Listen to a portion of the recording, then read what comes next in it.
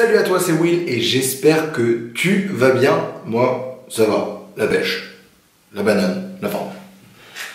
Donc aujourd'hui, il va falloir avoir la forme parce qu'on va travailler un thème qui me saoule un peu, je te l'avoue. C'est pas le thème que j'affectionne le plus, mais il faut y passer et il est important à connaître pour ne pas faire de bêtises plus tard sur les routes et également pour pouvoir répondre correctement aux questions du code de la route. C'est le thème sur les arrêts et les stationnements. Donc stationner ou s'arrêter. Donc on va voir dans ce thème plusieurs parties. Je t'explique ça tout de suite. Tout d'abord, on va commencer par les notions, les définitions. Qu'est-ce qu'est véritablement un arrêt et qu'est-ce qu'un stationnement? La différence entre les deux, parce que c'est pas toujours simple. On entend des choses à droite, à gauche.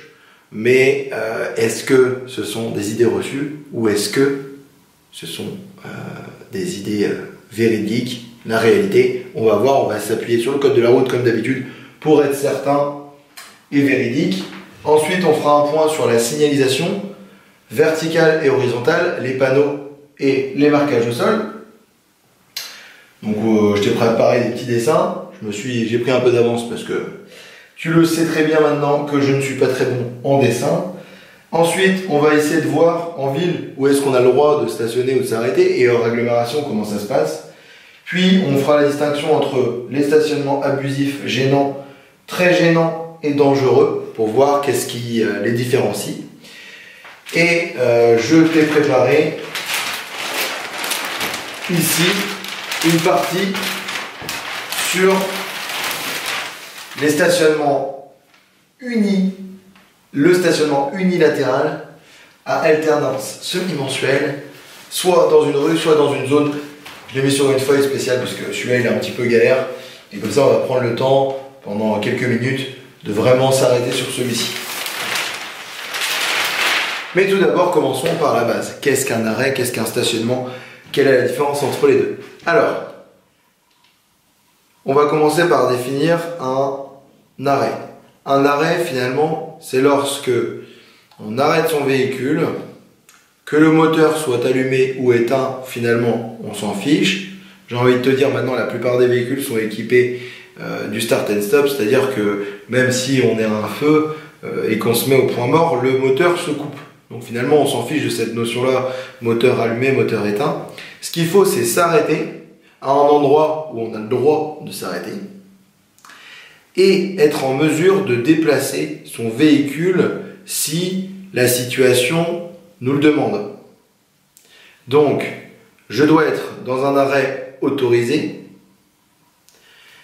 en mesure de déplacer mon véhicule si la situation me le demande, et ensuite ce n'est que pour soit décharger des marchandises ou mettre des marchandises dans son véhicule, soit faire descendre des passagers ou faire monter des passagers. Uniquement dans ces cas-là. Ok? Tout autre arrêt, finalement, qui ne rentre pas dans ce que je t'ai expliqué juste avant, devient alors un stationnement. Donc, si je m'arrête sur une place pour aller chercher du pain, ça devient non plus un arrêt, mais un stationnement, parce que je ne remplis pas la case être en mesure de répondre à la situation. Si je suis en train de payer mon pain, je ne suis pas en train de pouvoir déplacer mon véhicule. Donc ça veut dire qu'il faut être juste à côté ou dans le véhicule. Quand je vois plein de gens qui s'arrêtent en double fil pour aller chercher le pain ou aller chercher le paquet de cigarettes en mettant les feux de détresse, déjà d'une, les feux de détresse, ça sert pas du tout à ça. C'est pour signaler une détresse ou un fort ralentissement, une panne ou un accident, et ça ne sert pas à se mettre en double fil. Et de deux, on n'est pas dans une situation où on fait monter un passager, descendre un passager, monter des marchandises ou descendre des marchandises. Donc ça remplit aucun cas. Donc finalement, un arrêt en double fil pour aller chercher un paquet de clopes devient interdit. Parce que l'arrêt en double fil est autorisé, mais le stationnement en double fil est interdit. Et là, on est dans un stationnement. J'espère que tu as compris la définition entre les deux. Et maintenant, on va continuer. Alors, la signalisation. Donc, tu as sûrement vu le thème sur la signalisation. Je t'ai expliqué qu'il y a une signalisation horizontale, donc tout ce qui va être les marquages au sol, et une signalisation verticale, donc là ça correspond au panneau. Et bien pour les arrêts et stationnements, il y a également ces deux types de signalisation. Premièrement, ce panneau-là qui symbolise une interdiction de stationner. La barre ici symbolise une interdiction de stationner, mais autorise l'arrêt. Si on a deux barres, ça veut dire interdiction de stationner et interdiction de s'arrêter. Donc retiens bien, c'est interdit de stationner simplement, et ici c'est interdit de stationner et de s'arrêter. Ici, en complément de ce panneau, ou sans avoir le panneau, parce que ça fera foi également, on peut avoir un marquage au sol. Donc si c'est interdiction de simplement s'arrêter mais autorisé de s'arrêter, interdiction de stationner mais autorisé de s'arrêter, alors dans ce cas, ça sera une ligne discontinue jaune, donc des petits pointillés jaunes le long du trottoir. Ça veut dire que tu as le droit de t'arrêter pour descendre des marchandises ou descendre quelqu'un, mais tu n'as pas le droit de stationner. Si c'est ce panneau-là ou un marquage au sol, une ligne jaune continue, dans ce cas-là, si c'est jaune continu, c'est j'ai pas le droit de m'arrêter ni de stationner. Petit point, ce panneau-là, c'est une interdiction, fin de toutes les interdictions. Mais attention, dans le code de la route, c'est fin de toutes les interdictions pour les véhicules en mouvement. Donc ça ne concerne pas les interdictions de s'arrêter et stationner. Exemple, tu roules sur une route à accès réglementé, donc une voie express. Limitée à 110 km/h, deux voies, interplein central, deux voies de l'autre côté. Je pense que tu situes la situation. Donc c'est limité à 110, et là il y a un petit peu de travaux, ils ont enlevé une barrière de sécurité parce qu'il y avait eu un accident. Donc ils ont descendu de 110, ils ont mis à 70, ce qui n'est pas rare. Tu roules à 70 et tu dois attendre pour pouvoir repartir à 110 d'avoir un panneau de fin d'interdiction. Un peu plus loin, à 1 km, il y a un panneau de fin d'interdiction. Tu te dis, ok, ce n'est plus 70, c'est donc 110. Cependant, l'interdiction de s'arrêter et de stationner, donc l'interdiction d'arrêt et stationnement sur la bande d'arrêt d'urgence qui était déjà interdite avant, est toujours interdite même lorsqu'on passe la fin d'interdiction. C'est-à-dire que c'est une fin d'interdiction pour la limitation de vitesse. Pour des véhicules en mouvement, ça ne concerne pas les arrêts et stationnements. Ensuite, on peut avoir un panneau d'interdiction d'arrêt et stationnement comme celui-ci, incorporé dans un carré. Dans ce cas, on n'est plus dans une rue, on est dans une zone. Rappelle-toi une zone 30, un panneau de limitation, un panneau simplement rond, avec 30 dedans, ça concerne une limitation de vitesse dans la rue. Cette limitation de vitesse prendra fin à la prochaine intersection ou à un panneau de fin d'interdiction. Si par contre le panneau de 30 est dans un carré, ce n'est plus que la rue, c'est l'ensemble des rues, c'est-à-dire toute une zone, et ça prendra fin lorsque on aura une fin de zone 30. Donc la même, mais barrée. Okay.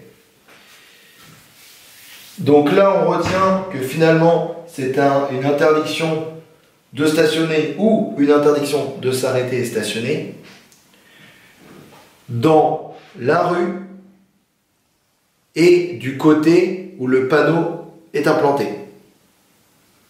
C'est-à-dire que si tu arrives dans une rue et que tu tombes sur ce panneau-là, interdiction de stationner et de s'arrêter, qui est planté à droite, ça veut dire que tu as interdiction de t'arrêter et stationner à droite, mais peut-être que si tu vas au bout pour faire demi-tour, tu pourras à ce moment-là tomber sur une rue qui n'a pas ce panneau-là et donc pouvoir stationner ou t'arrêter. J'y vais tranquille parce que ça fait plein d'infos. Ok. Maintenant, on peut passer aux arrêts stationnement en ville ou en dehors de la ville. Alors, en ville, aussi appelée une agglomération, nous avons le droit de stationner sur la chaussée. C'est-à-dire qu'en fait, tu as le droit de stationner sur la route.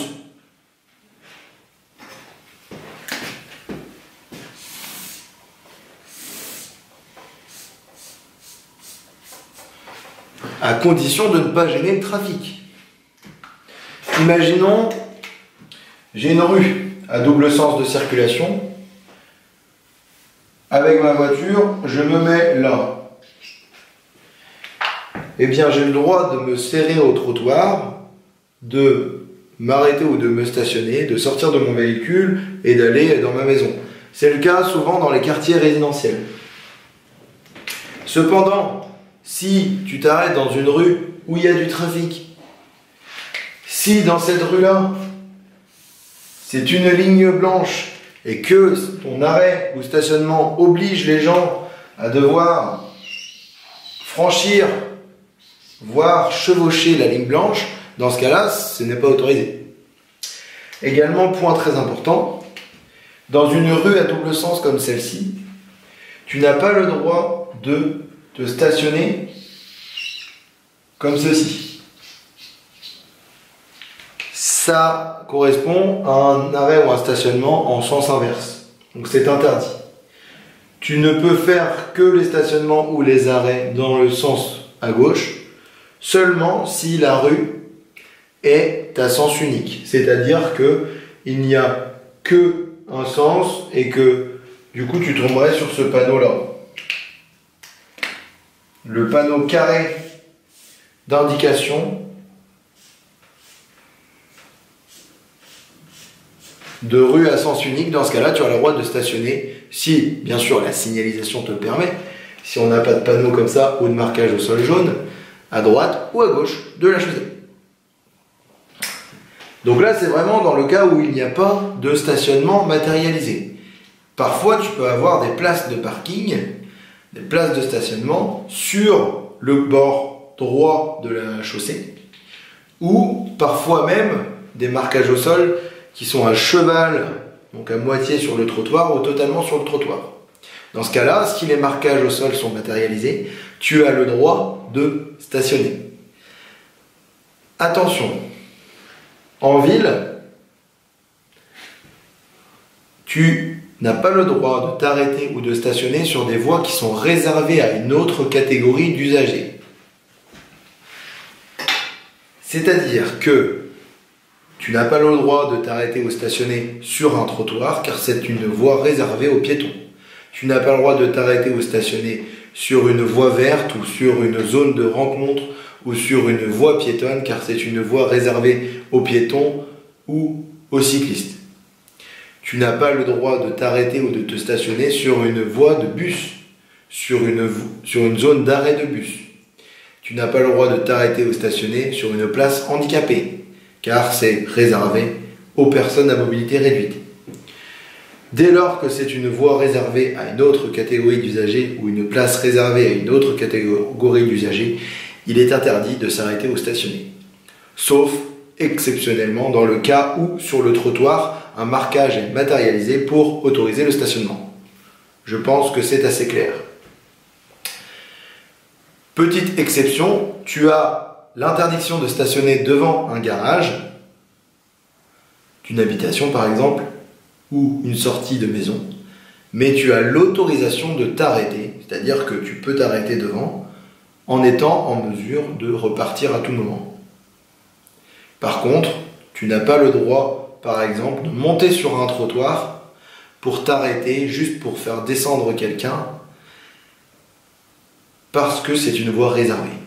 Donc là, tu te dis, oulala, quand je regarde autour de moi, il y a pas mal de gens qui sont interdits, qui font des choses qui sont interdites. Mais effectivement, il y a pas mal de gens qui ne respectent pas ces règles, soit parce qu'ils ne sont pas au courant, soit parce qu'ils suivent ce qu'on appelle une norme, c'est-à-dire qu'ils vont au-delà de la règle, au-delà du code de la route, et qui suivent la norme du groupe, c'est-à-dire que la plupart des gens ont fait comme ça, donc on va faire comme ça. Donc si tu veux, moi j'habite Lorient et il y a un match de foot, et que bon bah voilà, il n'y a pas de place, du coup il faut aller au terrain, donc les gens ils stationnent un peu à l'arrache. Effectivement là les forces de l'ordre vont peut-être être un peu plus indulgents et laisser. Mais si il n'y a rien de spécial, moi je vois devant mon école, j'ai ce qu'on appelle une zone de rencontre, et du coup les gens ils vont au marché et ils se stationnent carrément sur la zone de rencontre, et bien là c'est interdit, c'est une voie réservée aux piétons, aux cyclistes ou aux voitures à allure lente, mais tu n'as pas le droit de t'arrêter ou stationner dessus, c'est interdit. Petit point pour finir, parfois tu peux avoir des panonceaux, soit simplement en dessous du panneau, soit dans carrément la zone. La seule différence c'est que ce sera concernant la rue ou dans l'ensemble des rues, des panonceaux qui vont venir t'indiquer que c'est un endroit où c'est une zone gratuite mais à durée limitée, avec des disques. Donc ça c'est la commune qui met ça en place. En général c'est 1h30 maximum pour assurer un turnover suffisant de manière à proposer des places à tout le monde. Soit tu peux être dans une zone à durée limitée, payante. Dans ce cas-là, ce sera le petit signe de parc-mètre où il faudra aller payer à une borne pour pouvoir avoir une durée de stationnement. Ok, maintenant, ah oui, pour finir également par rapport à ça, la nuit, comment ça se passe?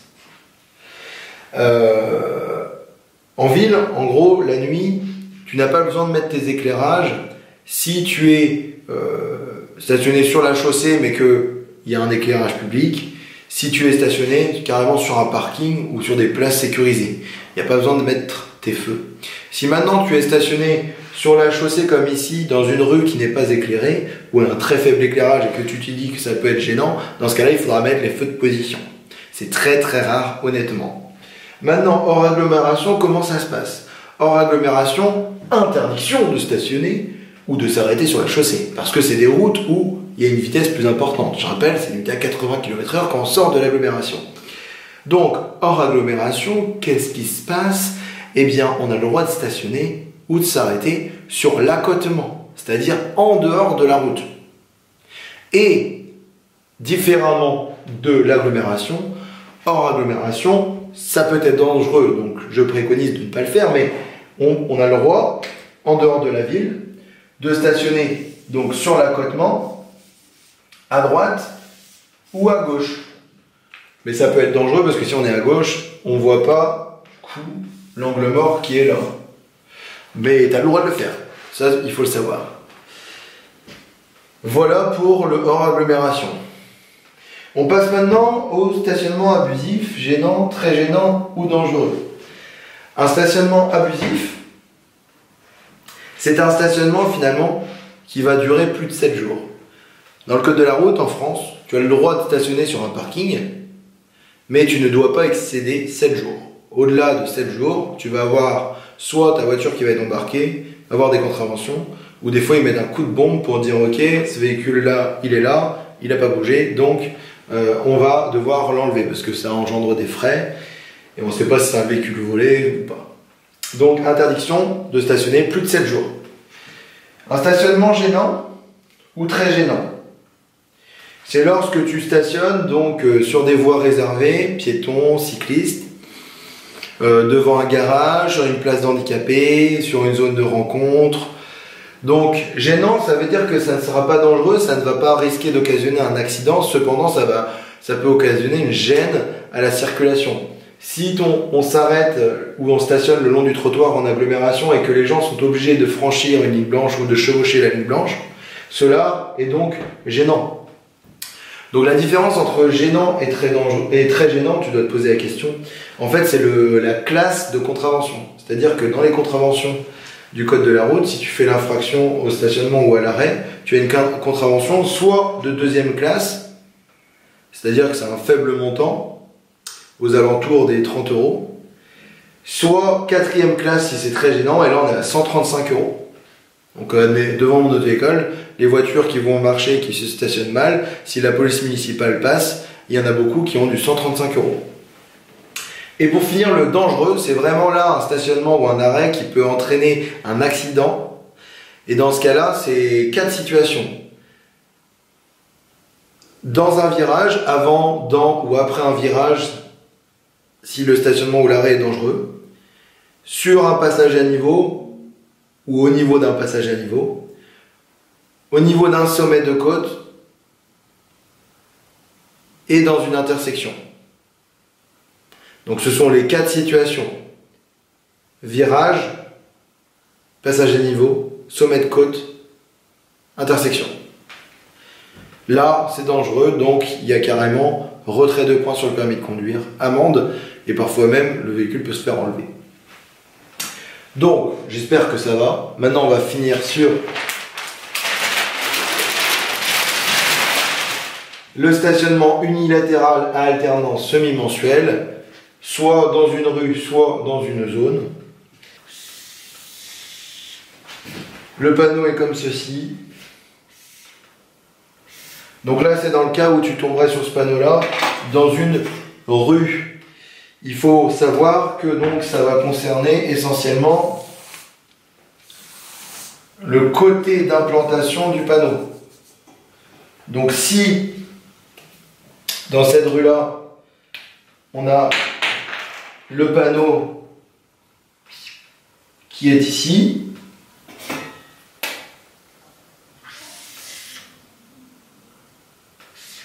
d'accord, et que donc sur ce panneau-là, je vais le noter ici, soit ça va être du 1 au 15, soit ça va être le même panneau, je vais le faire ici, avec noté du 16 au 31. Donc, il faut que tu te dises que cette interdiction de stationner, parce que c'est seulement interdiction de stationner vu que c'est qu'une barre, si, imaginons, il y a marqué du 1 au 15, tu te dis que tu n'as pas le droit de stationner du côté du panneau et à partir du panneau. Donc, c'est-à-dire qu'à partir du panneau, tout ça, c'est interdit. Si on est entre le 1 et le 15, donc le 7, le 8, le 9, le 15, c'est interdit de stationner. Par contre, si on arrive et qu'on est le 18, donc entre le 16 et le 31, c'est pas noté sur le panneau, dans ce cas-là, j'ai le droit de stationner. Donc là, ce qu'il faut retenir, c'est que je prends en compte la date qui est notée sur le panneau, le côté du panneau où il est implanté, à partir du panneau, et je me dis que si je suis dans cette date-là, ou dans cet intervalle de date-là, j'ai interdiction de stationner de ce côté-là. Maintenant, on passe au stationnement unilatéral à alternance semi-mensuelle dans une zone. Dans ce cas, on verra bien le panneau d'interdiction de stationner qui est dans la zone, avec noté, par contre, les 2 dates. C'est-à-dire que tu vas avoir 1 au 15, 16, 31. Carrément dans le même panneau. Dans ce cas, il ne faut pas se dire que c'est simplement la rue, il faut se dire que c'est l'ensemble des rues. Donc ça veut dire que, admettons, tu es dans une rue comme ça, ici, tu tombes sur le panneau de zone, eh bien, si tu as ce panneau, dans ce cas-là, ça va être une autre règle. Dans ce cas-là, il va falloir te dire quel jour déjà du mois je suis. Donc c'est important de savoir quelle journée.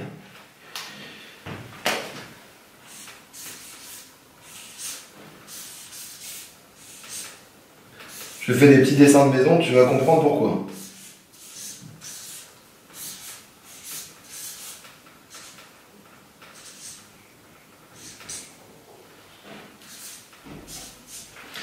Donc, tu auras remarqué, je pense, que dans toutes les rues, il y a un côté pair et un côté impair.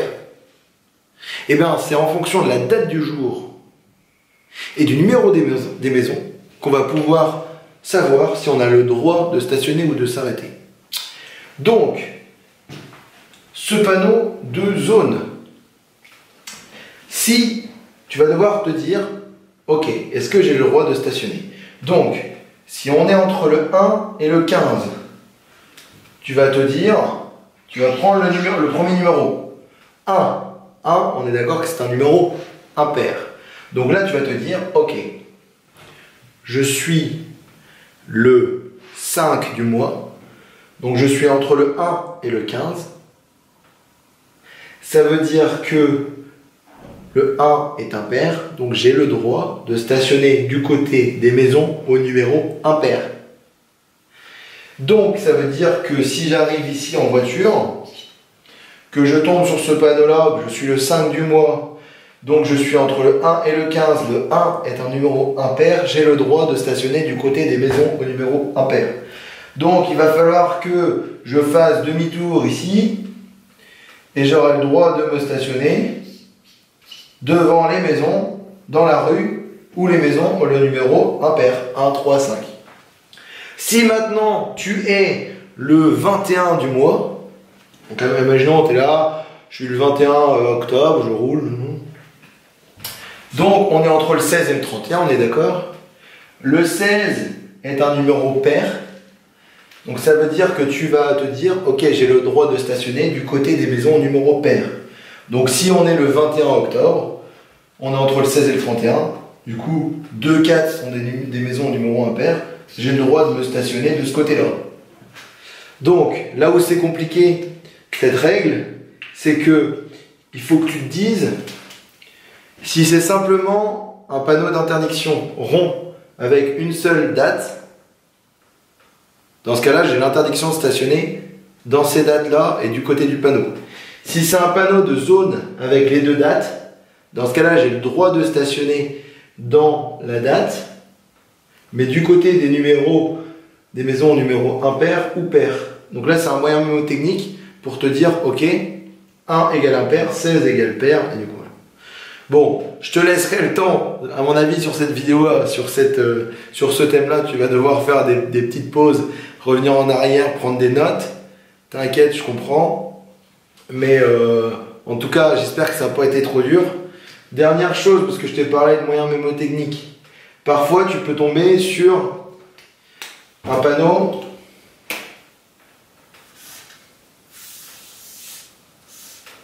d'interdiction de... Donc là, on est d'accord que c'est interdiction de stationner et non pas de s'arrêter. Mais avec un panonceau en dessous qui peut avoir une flèche comme ça. Ou ça peut être un panonceau avec une flèche comme ça. Ou un panonceau avec une flèche comme ça et comme ça. Comment savoir si c'est interdit de stationner après ou avant le panneau selon la flèche? Parce que là, ça fait appel à notre perception visuelle et le problème, c'est qu'on n'a pas tellement de repères. Donc, le seul moyen de savoir dans ce type de rue quel sens est concerné par l'interdiction de stationner, tu te dis si, en fait, tu te dis le panonceau, il est comme ça, bah, je le couche au sol. Et une fois que tu l'auras couché au sol, vers l'avant, du coup, si la flèche est en haut, hop, la flèche est dans le sens. Donc ça veut dire que ça correspond, hop, flèche vers là-bas, derrière le panneau. Si c'est dans ce sens-là, je pose flèche devant le panneau. Et là, devant et derrière. Ce sera le seul moyen de savoir. Et bien écoute, merci d'avoir suivi cette vidéo. Je te souhaite un bon courage parce que honnêtement, les arrêts et stationnement, c'est compliqué à retenir. Moi, je sais que je galère surtout avec celui-ci là. J'ai toujours besoin de remettre le nez dedans. Donc s'il y a vraiment un truc à relire juste avant d'aller passer son code, je pense que c'est ce système-là. Ou peut-être qu'après, tu fonctionnes différemment que moi dans ton apprentissage. Et du coup, ça va passer très bien et tu vas réussir à avoir des moyens pour retenir ça. Je te le souhaite en tout cas. Je te dis à bientôt dans une autre vidéo. Allez, salut, bye!